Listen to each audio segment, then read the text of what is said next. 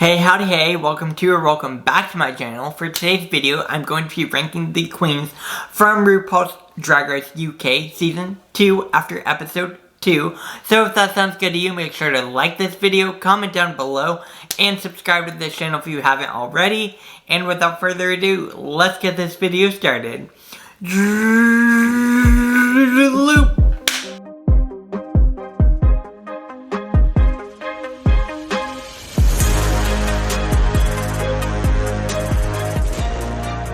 Alright, so I went ahead and did my own ranking video of RuPaul's Drag Race UK Season 2, after Episode 2, obviously, and so I'm going to go ahead and go through my list for you guys and how I would rank the queens. Again, like I say before every video, these are not meant to be any form of hate to any of these queens.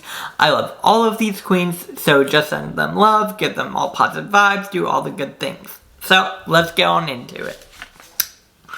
Obviously, for me, I put Cherry Valentine at number 11 because ultimately Cherry Valentine did go home in this episode. If I were to have been a judge there, I wouldn't necessarily put her in the bottom 2 per se. But, yeah, Cherry Valentine is at number 11 because ultimately in the end of the episode, she did go home. So, that's why I have Cherry Valentine at number 11. At number 10, I have Sister Sister. I feel like Sister Sister is fading into the background more and more.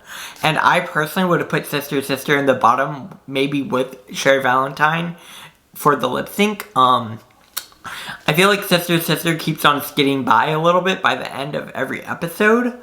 Again, these are all my own views, so let me know down below what you think. But I feel like Sister Sister is going to eventually have to lip sync unless she picks it up and really starts improving during the season. Again, we'll have to see as the season progresses, but that's where I have her currently on my list. At number 9, I have Ahura. For me, Ahura, again, also kind of faded in the background. Didn't do a great job with her role in Rats, the musical. And her outfit was okay. It was not my favorite. So again, kind of faded in the background. And also just is kind of stirs the pot a lot, and I personally am not a huge fan of that, but whatever. At number 8, I have Lawrence Chaney. I love Lawrence Chaney. Lawrence Chaney is probably one of my favorite queens on this season, so for me to put Lawrence at number 8, I feel really bad doing this. I actually tweeted at Lawrence Chaney because I realized that we were born on the same day. And I said, oh, Lawrence Chaney and I are basically twins, right? And Lawrence Chaney actually replied to me and said that they were the evil twin. So I'm just like, I adore Lawrence. Amazing queen. Love her. At number 7, I have Taste. I don't think Taste did that badly in the musical. And I also did not dislike her runway that much. I thought she looked gorgeous. So I don't necessarily agree with her having to lip sync in this episode. That being said, her lip sync was amazing. She slayed it and did so well.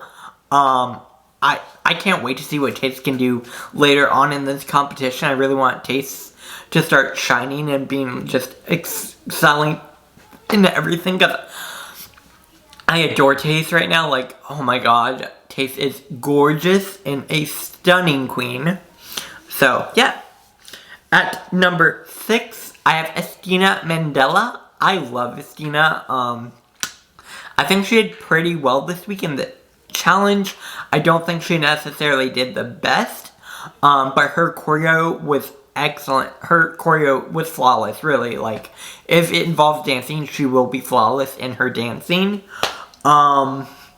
I think she did well. I just think she, again, was somewhere in the middle of the pack for me, at least. I still love Estina, and I can't wait to see what else she can do this season. Just not necessarily the best singing voice of all of the queens, if that makes sense. At number 5, I have Bimini Bombulash. Bimini killed it in the musical. Did so well. And I think Bimini's runway ended up failing, and that's ultimately why I have Bimini lower down in my list than if she were to have had a better runway. That being said, I do love Bimini. I think her musical performance was awesome. Like I've said already, gorgeous queen. Yeah. At number 4, I have Ellie Diamond. She was in top 3. I personally would not have put her in the top 3. I do agree that her runways were amazing. I loved the Wizard of Oz concept, and doing 3 different runways I thought was amazing. I just personally don't necessarily think she should have been top 3, but she did very well, so good for Ellie. At number 3 for me, I have Ginny Lemon. I adore Ginny Lemon. I think Ginny Lemon slayed in the musical and should have been top 3. And I also love the platform Crocs. I honestly love that for Ginny. Like, so iconic. Ginny Lemon is an iconic queen already. And I think this episode was just another example of how amazing Ginny Lemon can be. At number 2, I have Tia Coffee, because in her performance, she was only in there for a short amount of time, but when she was in the performance, she stole the show, in my opinion. Her singing was so good. So good. I think Tia did amazing in the performance. Her runway was not my favorite, I will say.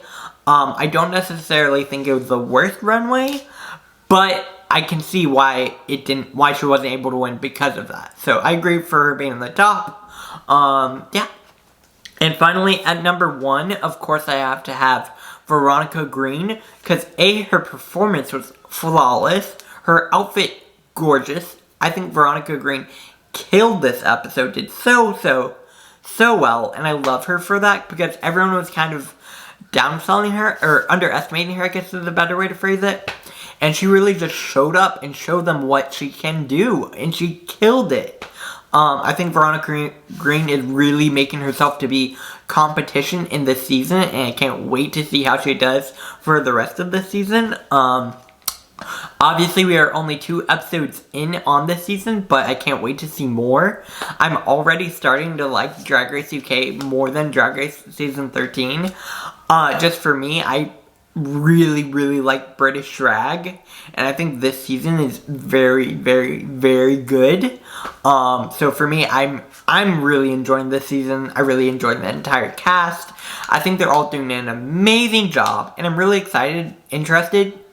interested to see what they will do when they have to take a break in the middle of the season and see how they depict all that. I'm really curious to see how that happens. And yeah. Obviously, I do review every single episode of Drag Race UK, so if you have not seen any of those, I'll go ahead and put a link up here to those. But I had a lot of fun making these videos for you guys. I will be reviewing episode 3 on Thursday, of course, so make sure you subscribe for that. And yeah, I will be back here tomorrow with my US ranking, and then Monday will be my Makeup Mondays, where I'll be doing an outfit inspired by one of the winners from this week, whether that be UK or US. I'm not 100% sure yet, but I'm excited for that. And yeah, I'll be back here tomorrow with another video. Have a good rest of your day, enjoy your weekend, and I'll see you guys later. Bye guys!